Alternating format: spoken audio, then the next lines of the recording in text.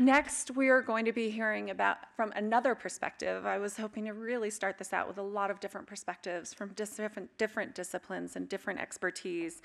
And next, we have Michael Painter, who's Managing Director of Programs of the Tero Foundation. The Tero Foundation, their tagline is Thriving Peoples, Thriving Places, all about empowering, learning from, working with, and their leadership guided by Indigenous people around the world. And in this challenging time we're in, we definitely need ancient knowledge to guide us in this world we're in today. He is a physician, an attorney, and an advocate for a healthy future for all. So please join me in welcoming Michael Painter. Thank you. Hi, everybody. Welcome. Good afternoon, relatives. I'm grateful to be here today, and I'm super honored to be on the lands of the Shoshone, Bannock, and Lehigh peoples. I wanted to, I'm gonna advance here, so that's us. I wanted to open our space with some voices of Indigenous colleagues, Indigenous people around the world, just to center us a little bit. And then after the video, it's a short one that we created last year, and then I'll introduce myself a little bit more formally. So sit back and enjoy.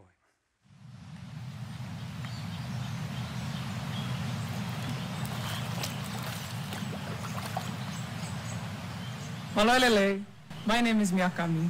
For generations, my ancestors have been guardians of our islands, protecting our land and oceans, taking only what they needed to survive. And we are not alone. We thank you for honoring the responsibility we share to each other and to every being on this planet. So we ask you to release yourself from all distractions, take a deep breath, and listen.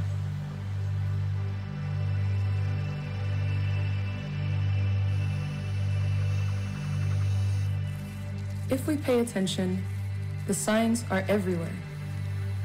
Plant and soil, rock and river, every being on this earth shares a fundamental reciprocal connection with all others.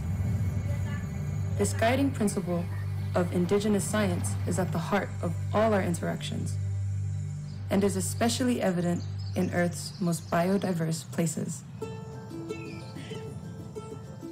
These thriving ecosystems are energy-rich wellsprings of life, and they are home to more than 370 million Indigenous people.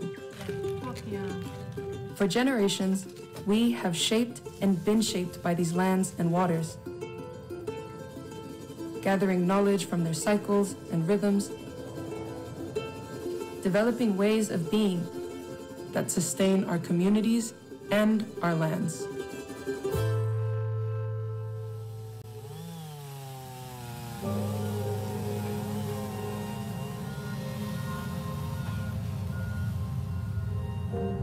But greed and violence, rooted in ideologies of colonialism and consumption, have put these vital ecosystems at risk.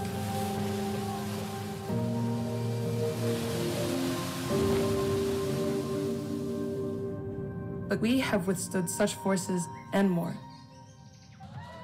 Our resilience and knowledge represent the fundamental way forward to protect these thriving places and all our futures. We are the Indigenous Guardians. We are the caring, unyielding protectors of an area more than twice the size of South America, spread across 87 countries. We safeguard over a quarter of the Earth's land surface and the life force on that land, which includes, for instance, more than 80% of forest biodiversity. We continue to innovate to further strengthen our ways. And we must be full partners to increase protection of global land and sea to 30% or more. We all have an opportunity for a shared future, born from our Indigenous ways of living and knowing. A future in which we continue to fight, continue to tell our stories for future generations. A future based on the interconnectedness between all beings. A future built on Indigenous guardianship.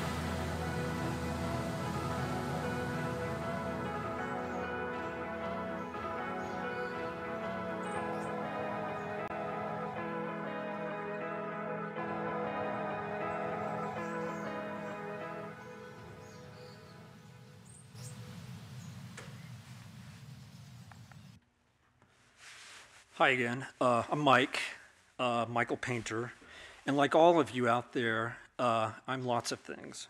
You may or may not notice some of the things about me. For instance, I'm an Indigenous man, and that may not be the very first thing you see when you see me. But I assure you, I'm deliberately and categorically not invisible. I'm here, we're here, we Indigenous people have been here for thousands of years.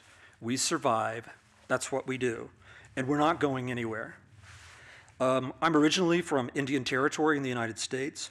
My mom is Cherokee, she still lives in Oklahoma in the US. My father was white, he died about 20 years ago. I'm a citizen of the Cherokee Nation in Indian Territory. My grandfather was sent to the Shelaqua Indian boarding school in Indian Territory when he was a boy.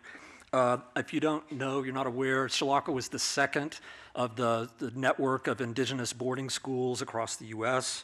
My grandfather ran away and warned the family about the conditions at the school. His father, my great-grandfather, when he was a baby, was removed with his parents by the US federal government from their ancestral lands in what is now known as North Carolina and taken to Indian Territory. I'm so proud of my ancestors, what they endured, how they survived in the face of removals, genocide, land grabs, cultural decimation, how they taught us really to thrive and survive in the face of literally everything you could throw at us. And we Indigenous people, myself included, we've worked like hell to get back, sometimes force our way back into spaces, all spaces, especially elite spaces, even spaces like this beautiful forum. We belong here because we belong everywhere. These are our spaces, these are our lands. So I'm looking out at you today with the confidence of my ancestors. And even if you could push us away, one of us away, say me, Mike, and if you knew me, you'd know you might have a tricky time doing that. But if you could, I know there were many, many more of us coming right behind me. We Indigenous people understand our power, especially at this moment on Earth, and we're stepping into it all around the world. That's happening right now, and that's a big part of my message to you today. I'm here, as Amy said in my introduction, representing Tero. We're a relatively new organization. We're about 5 years old. We're a global nonprofit based in Coast Salish Territory in Seattle, Washington, in the US. At Tero, we work with Indigenous partners to enable what we call Indigenous Guardianship everywhere possible on Earth. And we believe it's important, it's sacred spiritual work, it's unbelievably urgent, and it's based on time immemorial knowledge, experience, wisdom, and science of Indigenous peoples. We work alongside and in close solidarity with Indigenous partners and colleagues all around the world to help them as they care for and live in deep reciprocity with their lands. And again, we call that work, what they do, Indigenous Guardianship, as Miyakami was describing in the video. And we understand that this work is probably the most urgent thing imaginable on the planet right now. So we humans are in trouble. You know it, right? I mean, I assume you've all read the reports, but can you feel it? It can be sort of deceptive, especially on kind of a beautiful day here in this amazing Sun Valley place. It's gorgeous. But the signs, like we said, are everywhere. I don't know if any of you were here almost a year ago, exactly a year ago, not here, but in the Pacific Northwest, where we experienced humanity's worst ever heat anomaly.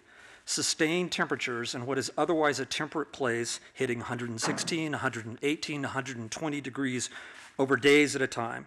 Over 800 people died across the Pacific Northwest due to that anomaly, and not to mention the billions of beings that perished. It was not supposed to happen. Or last December, I was visiting my daughter. She lives right outside Boulder, Colorado, in a town called Louisville. And one minute, we were enjoying a sunny, warm, windy, kind of post-holiday Thursday, and literally the next minute, that beautiful exurban place turned into a chaotic, apocalyptic, intense wildfire scene that was not supposed to happen. It was not supposed to happen there. People were literally running for their lives from this sudden wildfire driven by hurricane-force winds and severe drought. That was not supposed to happen, but it did. There's no place to hide. Nowhere is exempt or safe, and that's just a sampling. What's coming is exponentially worse. The climate is degrading, and the ecosystems on which we all co-evolved is collapsing around us. As you probably read, the IPBES report from a couple of years ago tells us that over a million species are in extreme danger of extinction simply because of the way we are living, because of us. And ultimately, the Earth gets a say. We humans can only live so long ignoring our deep connection to all the systems of which we are a part, out of step, abusing, and in arrogance, like a cancer on the planet, rather than a part of the whole healthy system. And those systems, if we don't respect them, they will course correct, and that's what's happening right now. The planet will take care of the threat, and that threat is us, ignorant humans. However, working with our indigenous partners around the world, we are about replenishing the planet, not imagining some sort of alternate reality. We're about working with people with thousands of years of carefully accumulated experience and wisdom and observation that they use to guide living with rather than using up. So why is this work so powerful and critical? There's some basic numbers. Indigenous people are a small proportion of the human population, only 5%, but they currently manage over a third of the land surface. That's twice the size of South America. And in that, that's almost a fifth of the forest carbon, and it's 80% of the remaining biodiversity on the planet. So just let that soak in and understand the leveraged power that indigenous people now hold. In fact, on the bleak climate change and biodiversity collapse fronts, really the only bright spot has been in place for thousands of years, carefully, quietly taking care of home. So what do we do at Tero? First thing we do is we understand that we can't be like everybody else. If we're like everybody else, we will fail. We have to center and attach to this as much as we can to the sacredness of what we do. And it's kind of weird to be a company in Seattle, Washington, doing that, but that's what we do, and we call it Indigenous Ways and Means. It's our way of practicing reciprocity both as we work as a community inside our offices and then as we start to show up in places and work with our partners around the world. And we have some big aspirations. First, it's based on place-anchored partnerships and then networks of guardians around the world, specifically and just practically speaking in large vital ecosystems. And I'll show you a map in a minute of what those are, but it's Amazonia, Pacifica, and the Boreal Forest in North America. And then we want to amplify, expand the understanding about how critically important this is at this time. And so we're doing that with original indigenous created content, proliferating a set of amazing stories by indigenous creators. We also have a global policy team. I'm part of that. We go to the global policy United Nations conventions on biodiversity, on climate change, on financing, anywhere we can. We show up and we make sure our indigenous partners are there and prepared and have what they need to be effective and make their voices heard. We're also helping to work and find funding sources that are permanent in the hands of and controlled by indigenous people so they don't have to rely on the forces that have degraded them for so long. And all of that is to enable guardianship in perpetuity. We have kind of bodies of work, we say. I mean, this is basically what we do. We help people secure guardianship. We strengthen their organizations and networks as they tell us they need. If they tell us they need help with strengthening rights and self-governance, we do that. We help them if they want to elevate their voices. And this access to direct financing is critically important, and they have to control it. That's that map I mentioned of the 3 large geographies. So that's us. That's what we do. It's kind of simple. But we think it's time that we all helped those indigenous guardians survive, thrive, and heal our relationship with our planet. And we hope that you grasp the power here and the urgency and consider in whatever way you can helping guardians and learning from them. I wanted to end with a poem by Joy Harjo. She's the United States Poet Laureate. She's Muskogee. She's also from Oklahoma like I am. And she says in that book, "These times were predicted. a time in which the birds would be confused about which direction to fly to migrate, a time in which the sun would darken with pollution, a time in which there would be confusion and famine.